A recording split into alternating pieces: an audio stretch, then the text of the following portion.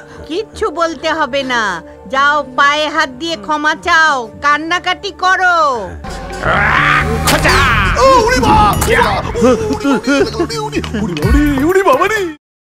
ও দিদি, দিদি দেখে যাও, এদিকে এসো।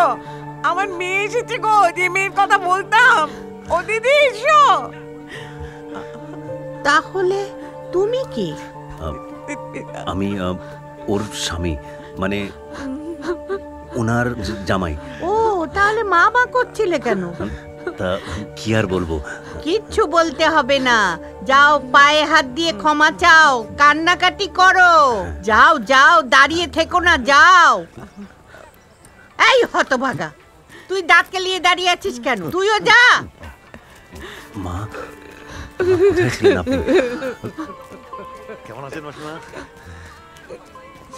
কত খুঁজেছি আপনাকে। চলুন। ও গুগনি দিদা, তোমার কি হয়েছে? আমাকে তো আর কেউ নিতে এলো না রে।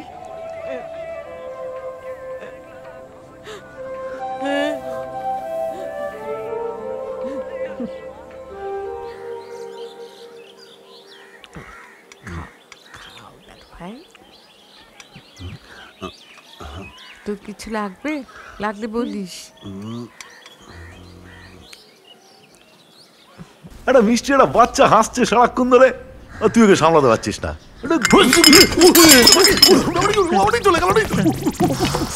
কানা করে দেবো। এই দেখ বলছে কানা করে দেবে।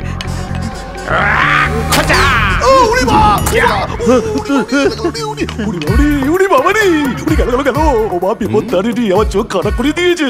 আমার কত কি দেখার ছিল। ও মাগো, না না না না না না না, এটা কিন্তু ঠিক না। আমি কিন্তু কিছু করিনি, ও নিচের থেকে পড়েছে।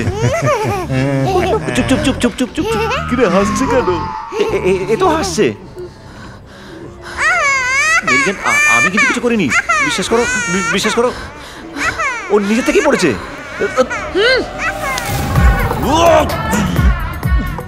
কি হলো রে?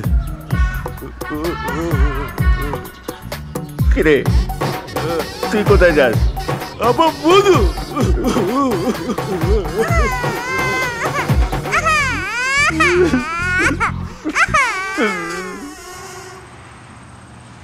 পথি কাটা কাটা কাটা কাটা কাটা।